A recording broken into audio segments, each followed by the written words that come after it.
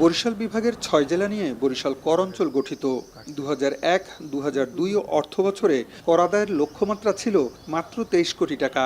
আর বর্তমানে ২০২৫-২৬ অর্থ বছরে কর আদায়ের লক্ষ্যমাত্রা ৯৩০ কোটি টাকা। ২০২৩-২৪ অর্থ বছরে রাজস্ব আদায় হয়েছিল ১,০৭১ কোটি ৩৬ লাখ টাকা, কিন্তু ২০২৪-২৫ অর্থ বছরে তা কমে গিয়ে দাঁড়ায় ৮৫০ কোটি ৮০ লাখ টাকায়। এই দুই অর্থ বছরেই হ্রাস পেয়েছে ২২০ কোটি ৫৬ লাখ টাকা। ২০২৪-২৫ অর্থ বছরে বরিশালের লক্ষ্যমাত্রার তুলনায় ঘাটতির পরিমাণ ছিল ৪০০ কোটি টাকা। পায়রা বন্দর থেকে আয় কমে যাওয়ায় ঘাটতির পরিমাণ বেড়েছে বলে জানান এনবিআর এর এই কর্মকর্তা। ২৩-২৪ অর্থ বছরের লক্ষ্যমাত্রাটা যে আমাদের যে ব্যাপক কালেকশনটা হয়, এটা সাধারণত পায়রা পোর্টের কনস্ট্রাকশন এবং ওইখানে কিছু পাথর আমদানির উৎসকর্তন থেকে আমরা এটা পেয়েছিলাম, যেটা হয়েছিল ১,০৭১ কোটি টাকা। পায়রা পোর্টের যে প্রকল্প, ওই প্রকল্প শেষ এবং ওইখানে কোনো পাথর আমদানিও হয় না, যার কারণে আমাদের ওই উৎসকর্তনটা প্রায় ২৪৪ কোটি টাকা আমরা এটা ফল করছে।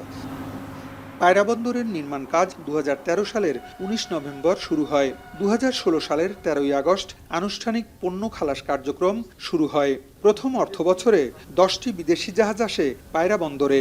২০২৩-২৪ অর্থ বছরে বিদেশি জাহাজের সংখ্যা ছিল ১২৩টি।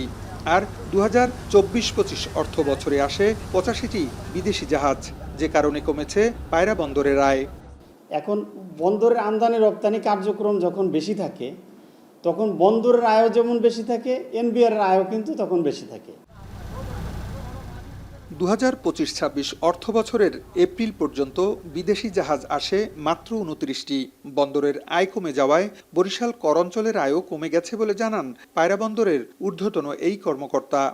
পায়রা বন্দর তার পূর্ণ নাব্যতার মধ্যে ছিল, তখন যে পরিমাণ রাজস্ব আমরা দিতে পারতাম, কিন্তু যখন ২০২৪ সালের পরে আমাদের এই নাব্যতাটা আস্তে আস্তে কমে আসলো, ক্যাপিটাল ড্রেজিং শেষ হওয়ার পরে মেইনটেনেন্স ড্রেজিং হয় নাই, তখন জাহাজ আসার সংখ্যাগুলো কমে গেল।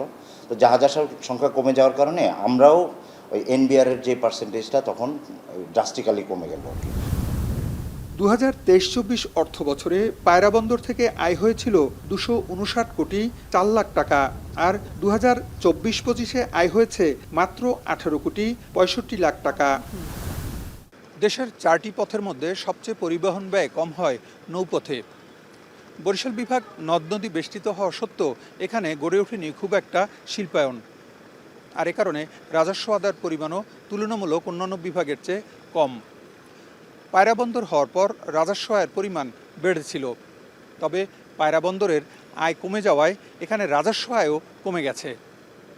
এই অবস্থার উন্নতির জন্য যথাযথ পদক্ষেপ গ্রহণ করা উচিত বলে মনে করছেন সংশ্লিষ্টরা। ফেরদাউস সোহাগ, এখন, বরিশাল।